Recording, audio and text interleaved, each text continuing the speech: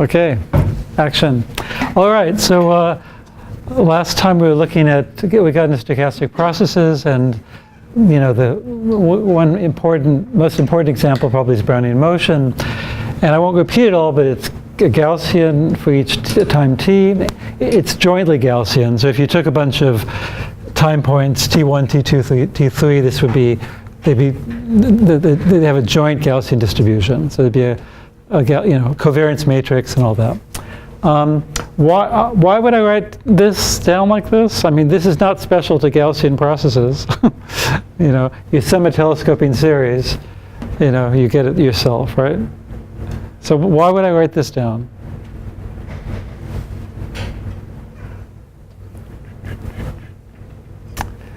So if these guys are increasing,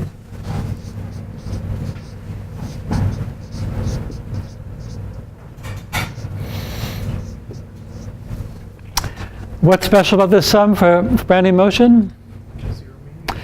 Well, they zero mean, but right there. So each of these terms is independent, zero mean, and Gaussian. So basically, WT is a random walk, and it's a random walk.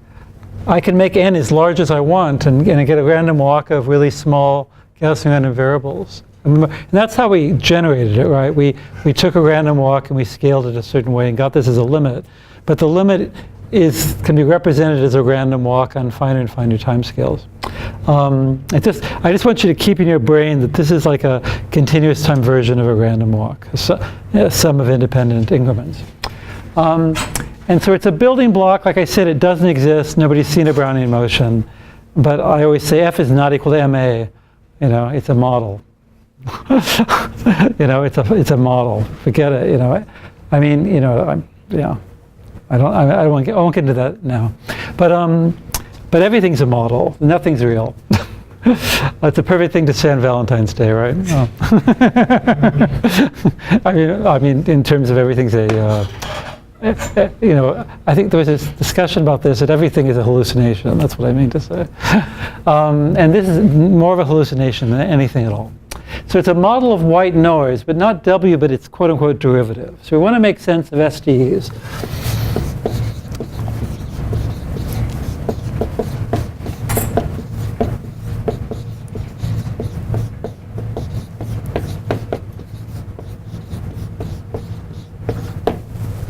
All right, so if W is like a random walk, its derivative should be like white noise, It's like the differences of a random walk would be white noise. And I had something like this.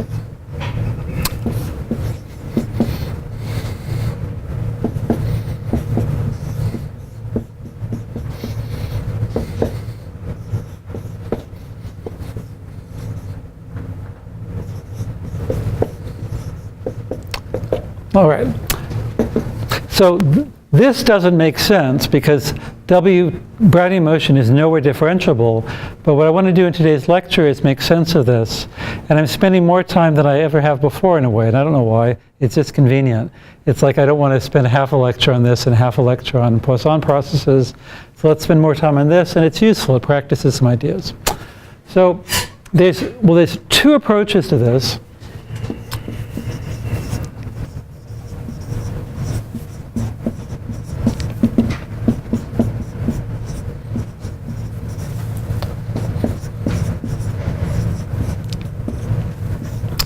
And I can't resist telling the story. So Dublin was a pretty famous mathematician. In fact, when I was a baby assistant professor, like just a couple years out of graduate school, I had the honor of being invited to a special workshop in the Black Forest of Germany, and it was in honor of Dublin. And I came out thinking, what was such a big deal about Dublin? I mean, he did some amazing things, but nothing that was that exciting to me. So he worked on foundations of renewal theory and all sorts of things, but I mean, not that big a deal to me. But then years and years and years later, like maybe 15 years ago, I'm an old man, but I got this phone call, I got an email and a phone call from a filmmaker in the Netherlands, and he wanted to come to the University of Illinois and show a movie. And it was a movie about Dublin. And I guess he got my name from because I was at this conference, and also he was looking for somebody who wanted to come to Illinois. And it turned out that Dublin, he's a German mathematician, and he fled Germany during World War II to fight the French, joined the French resistance against the Nazis. And in his spare time, he did his mathematics. So he was off there in the woods doing his math while fighting the Germans. And he was killed, but he left behind with his aunt, I think, or grandmother, a giant pile of papers, manuscripts, which she put in her attic, and wasn't found until 20 years ago. And some mathematicians, somebody found these, donated them to some mathematician who went through it and realized that Dublin had invented stochastic calculus before Ito. And he actually had developed it in the form that the Russians had later developed, which is a much more elegant and beautiful approach, way before anybody else. Just incredible, absolutely incredible. So, I ended up inviting him without knowing what was happening. He showed a movie about this. I've got a copy. I should put it up. But it's a beautiful story. So I've wasted precious 5 minutes, but I'll go and explain what the main idea was in his approach compared to Ito. So Ito is what anybody would do. Once you've learned about Riemann integration, you would just copy Riemann integration. You've got to justify it. This is kind of crazy magic that he came up with, and it's they both have their value and ways of thinking about it. But first, what would a control person do?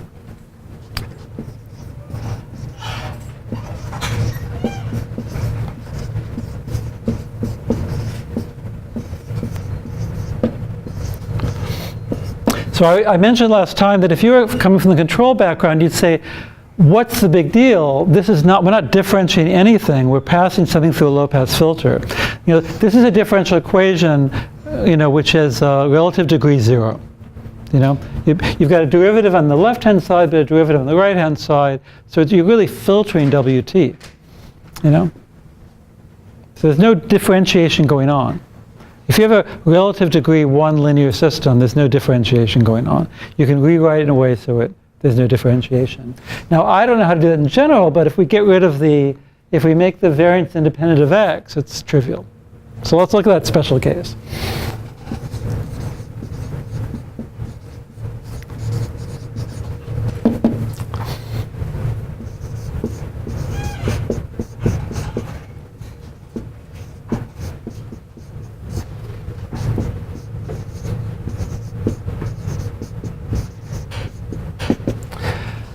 Okay, still quotation marks because I still don't have any derivative for WT. All I've done here is I've replaced sigma by something b here, and I'm going to make it, I'll let x be vector valued, because why not, So here I'll let xt be an Rn, but I'll keep WT as a scalar, because I've only defined scalar Brownian motion, we're not talking about anything else. So come on, what would you do? Somebody, not you, some other control person. When you learned about observer canonical form maybe, or no?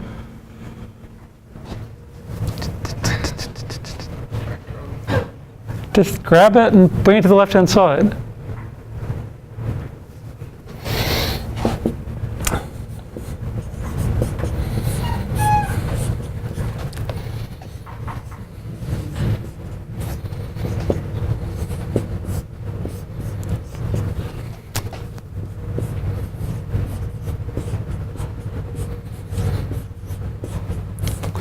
Okay, so I did two things. I just took this to the left-hand side. I'll have to keep quotation marks again because looks like I'm differentiating Brownian motion, which can't be done. And on the right-hand side, I have the xt, and I just subtracted bwt and added it. And that's just because of the fact that I want to make a change of variables. So this is what you do with, I think it's observable canonical form. You play these sort of tricks.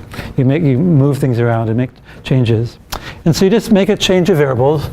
Zt is equal to xt minus bwt. And it looks like you've got a perfectly legitimate differential equation.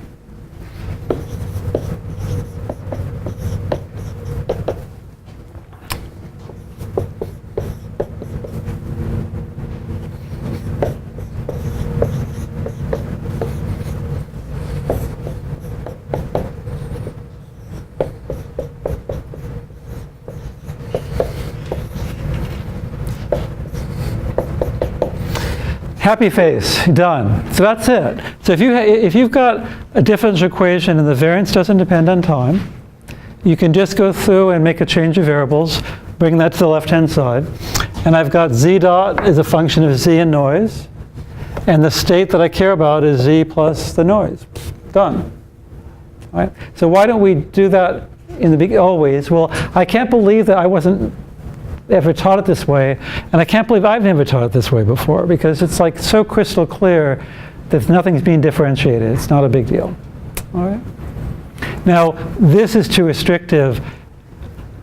You'll see in a moment that you really do need to have a variance that depends on the state. You'll see it in just a minute. I mean, even for linear systems, you'll see it. I mean, it really is important. So it's way too restrictive.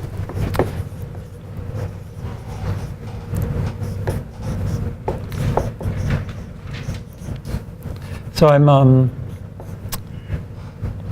mainly presenting this just so you can see that it's not surprising. You can actually make sense of this. All right.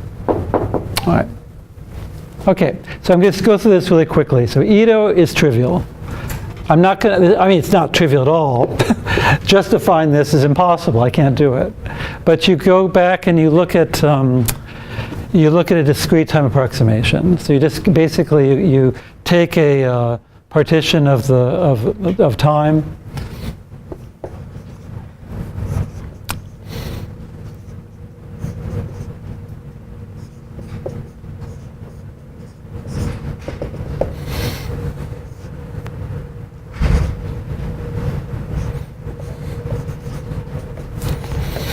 So I'll take a fixed interval.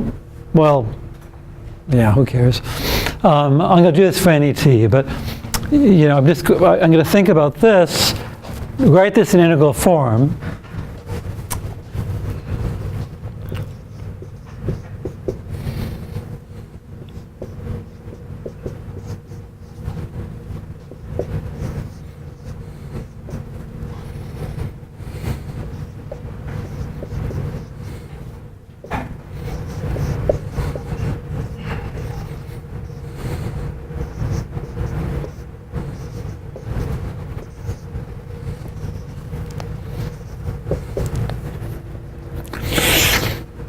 So what we want is this, and so what we're going to do is we're going to approximate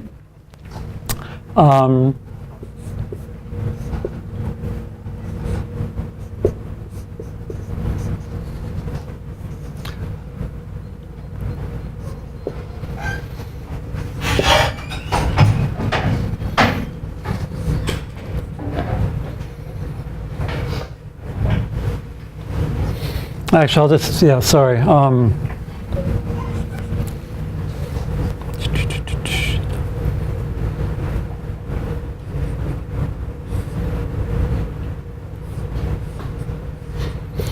I'm just repeating what you learned before, right?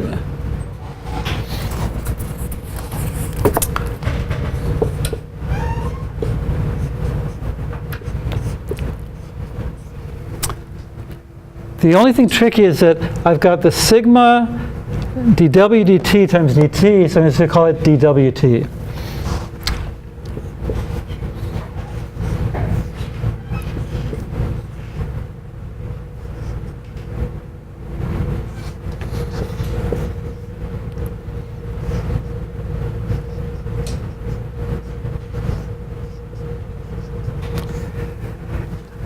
I'm being very, very careful here. There's so much fun gossip when it comes to this field. You notice I did something kind of funky here. I started to write tk minus 1, and I thought, no, I'm going to do it as a forward difference. All right. The reason is that here it doesn't really matter much. I'll make them all the same width. They'll all be, say, width delta apart, and let delta go to 0. But here it makes an amazing difference whether you take it as the future difference or the past difference.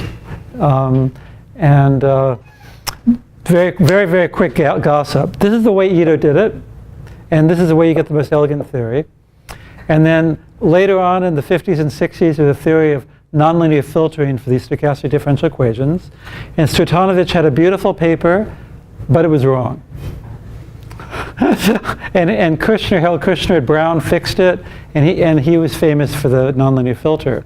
Well, Stratanovich went back and said, let's redefine the difference here. Instead of going the future, make it go a little future and a little in the past.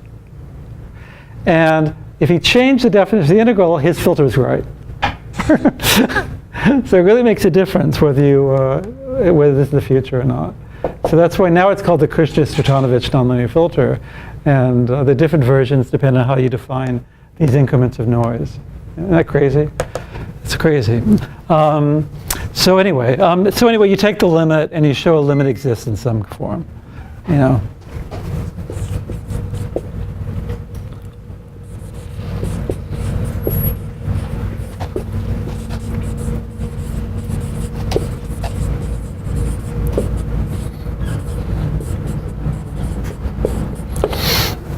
All right, and so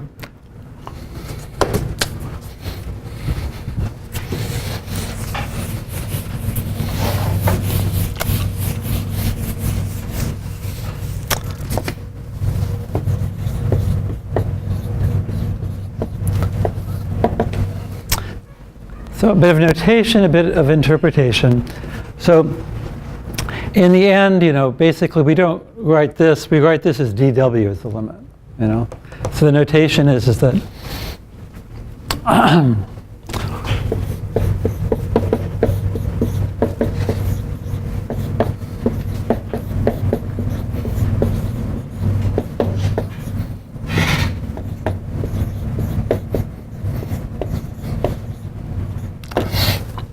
okay. So that's the notation, and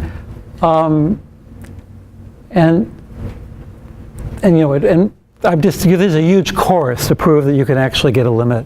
This is notation, and this is sort of the preferred notation for this business here. This is really special if you make this definition like this.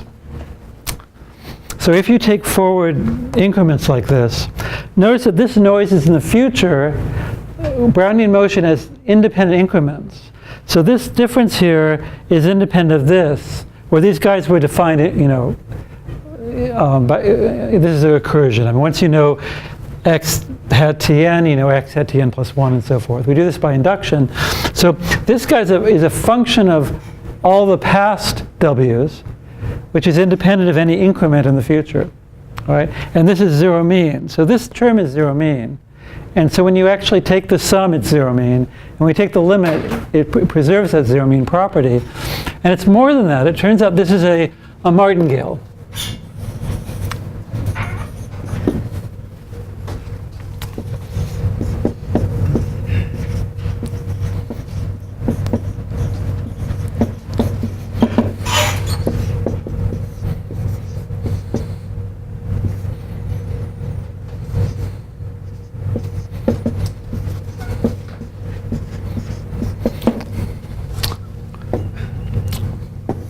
So remember what a martingale means. It means that if I want the conditional mean of the process in the future, it's just equal to what I've got right now. All right? And you also have this wonderful property of the increments.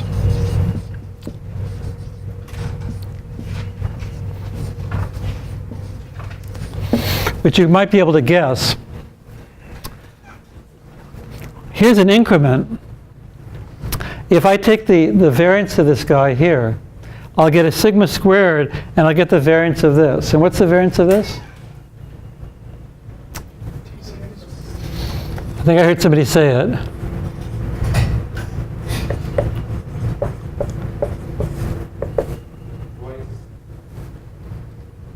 The variance of the, yeah. Remember they grow linearly, right? Yeah. So when you take the variance of that term, you're going to get, basically we're going to get this thing squared times the variance of that, which is just the difference. It's the dt part, all right? And from that, you can actually show that you get that it's actually equal to the expectation of the integral from s to t of those sigma squareds.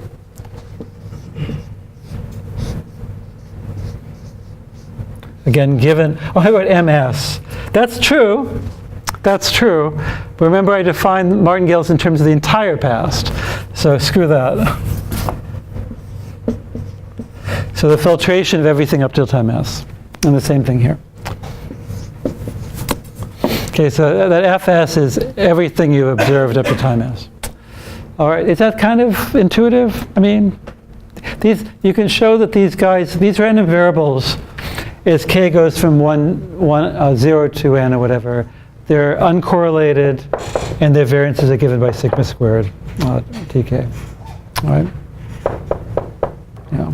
So just think it over. I want to give you a brief survey. I'm not trying to, but this is independent of this. So you should all be able to compute this, the second moment of this thing, right? It's zero mean, and its second moment is the product of the expectations.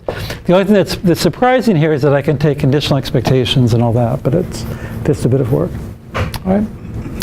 All right. So all right. So Dublin didn't know anything about this, but he was able to play around in the foxholes in France fighting Nazis and figure out that if he could make sense of this, it would have to have these properties. So Dublin said, can I come up with a solution to this equation?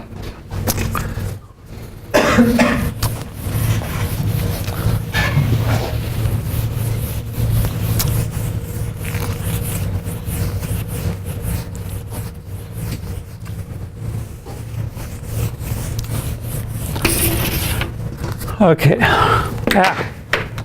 So far this was all obvious. Now this is not obvious at all. Yes? Yeah. So basically from when you went from like a continuous time to discrete time, isn't that just the definition of the Riemann integral? Yeah, but it's not a Riemann integral. I say there's a limit. I should say this more strongly. There's a limit in distribution. There's nothing like a Riemann integral, I'm afraid. That's what's depressing about this. There is no limit in the sense that you'd like to think about. You'd love to say that for each time, extend this to all t through piecewise linear interpolation, and then there's a limit as t goes to infinity. Damn it, there's not. You can just say distribution or something like that. Yeah. Not in the way you'd like. Yeah. So you're absolutely right. If W was continuous, differentiable, then it would just be a Riemann integral, a Riemann-Stieltjes integral. Yeah. All right, so here's what Dublin did.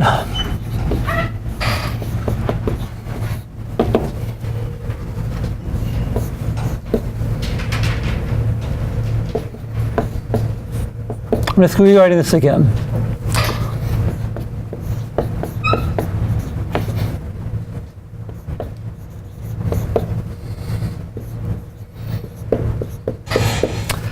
So I just think it's so amazing that he came up with this. I mean, so he basically, I wasn't there, but from what I understand, from the notes and all that, he said if I can make sense of this STE, it's got to have this form. I've got xt equals x0 plus the integral of this guy's plus a martingale, and the martingale has to have this property.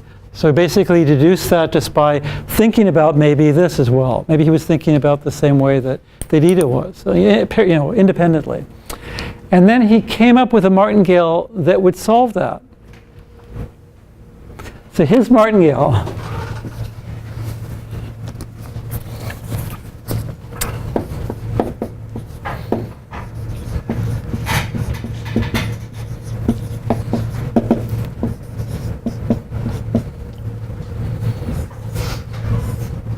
I shouldn't use W. I'm going to use something else.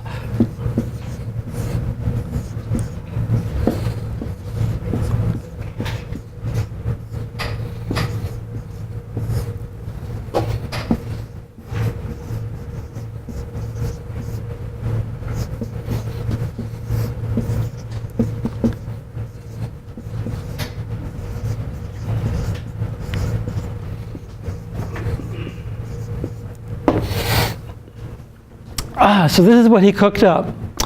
So he said, let's define a martingale by a time change of Brownian motion. So basically, take a Brownian motion, and t is standard time. So this is just the Brownian motion we introduced last lecture. Zero mean, its variance is t. And I'm going to speed up and slow down time according to this process here. So nothing exists yet because we haven't defined a stochastic differential equation. It's just that what he did is he interpreted it as a fixed point equation. All right? So we'd like to find, well, every differential equation is a fixed point equation. That's a fixed point equation. When you were taught a differential equation, if you ever learned about how you prove the existence of a solution to a regular differential equation, it's by interpreting it as a fixed point equation and then using successive approximation to get a solution. And that's exactly, he's doing the same thing. He's saying, let's suppose there exists a solution, a stochastic process, that satisfies this equality for all t, and he proved it does exist. And that's it.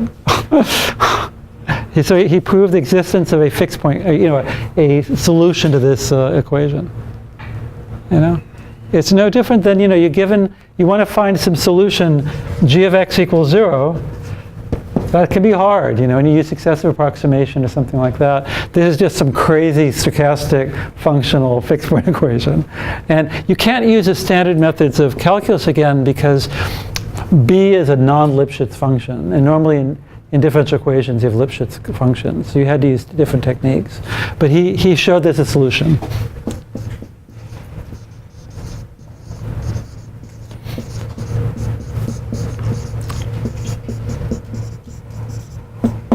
Okay, and so I use b instead of w because they'd be different. It wouldn't fit. If I called it w, w is what I use for Brownian motion.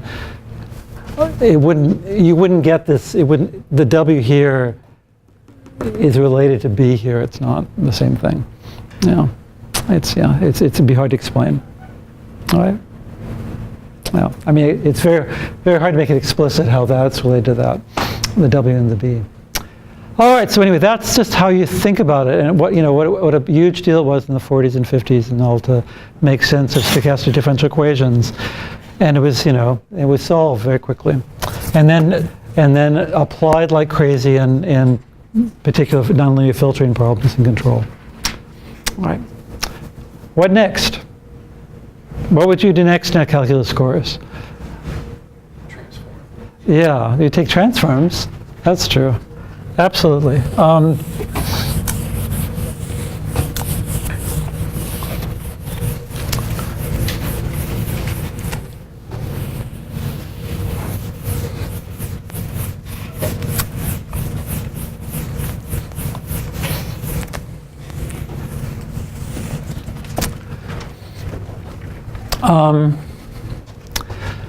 But transform, so you can, when you have a linear system, if f is linear and sigma is constant, you can look at transforms and look at power spectral densities and things like that, which we won't talk about. But often in calculus courses, you have look at functions of your variable, and you'd like to get differential equations for those as well. So.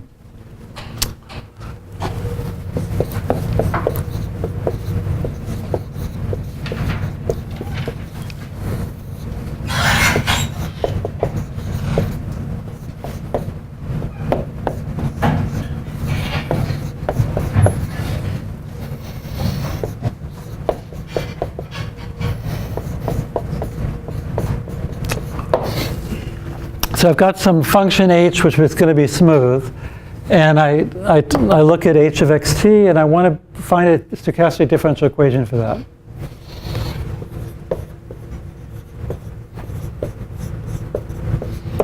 And again, I'm going to wave my hands a lot, just try to give you some intuition. All right?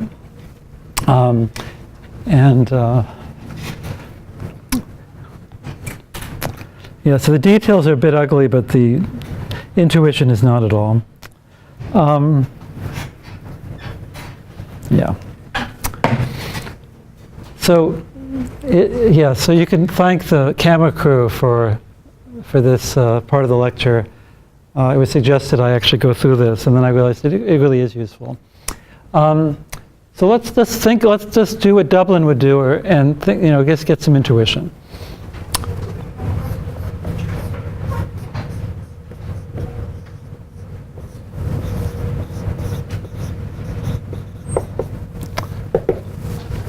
So, how would you think about this? You'd like to differentiate, and so you go through and do a Taylor series expansion.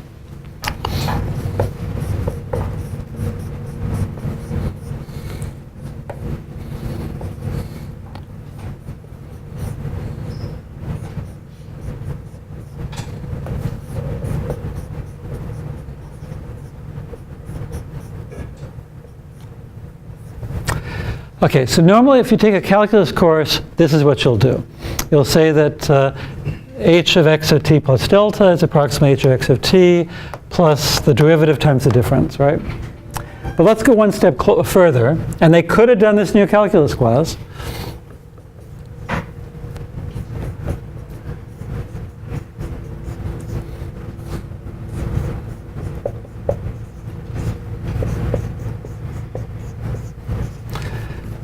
Let's go one step further. Let's put it in the second order term. And we could do a third and a fourth and a fifth, but you'll see that's a waste of time.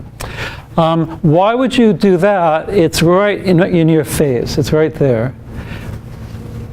It's the fact that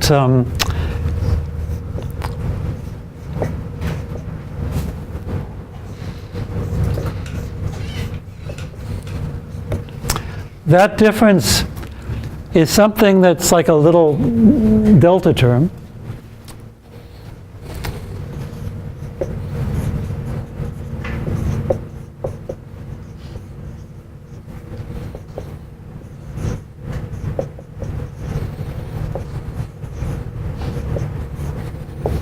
Plus a nasty term here. Okay?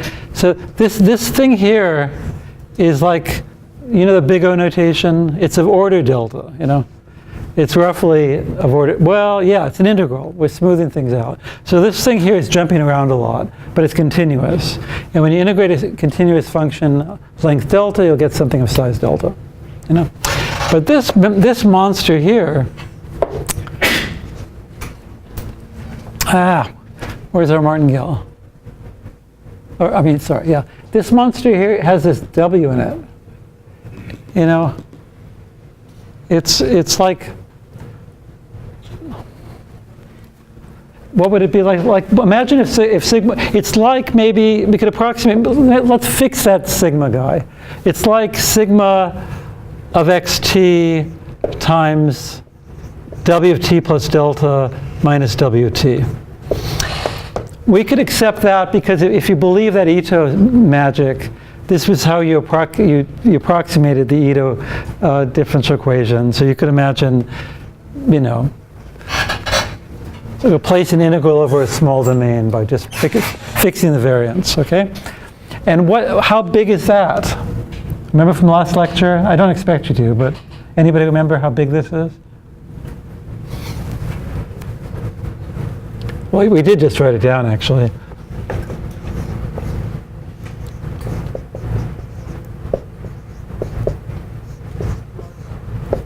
What's the expectation of the increment?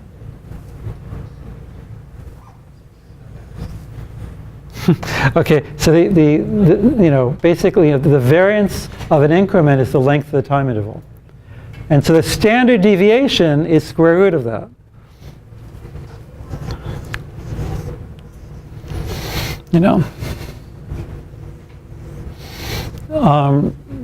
If the variance is delta, you expect that the size of an increment will be like the square root of delta, and that's huge compared to this. But if you square it, you square square root of delta, you get delta, so you get something reasonable again, and that's what's here. All right. So the increment has a delta part and a square root of delta part. If you square this increment, you'll get this squared plus the cross term squared. The only term that's significant is this term squared. Because the other terms are like big O of delta squared, or big O of delta times the square root of delta. That's big O of delta 3/2. The dominant term is going to be this guy, right? So, and I wish I had put that all in a different color.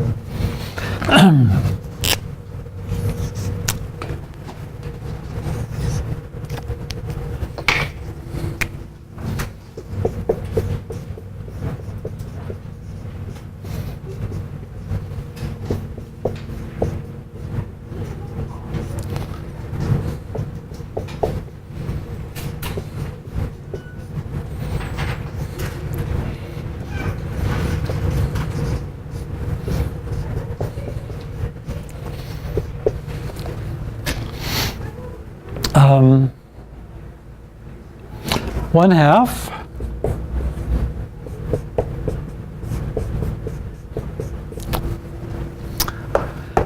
and yeah, let's do it. So this entire thing squared, I'm saying I'm going to ignore that.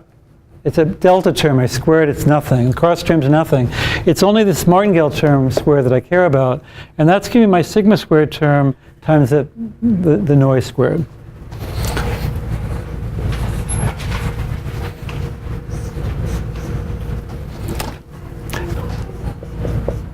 And I ran out of room.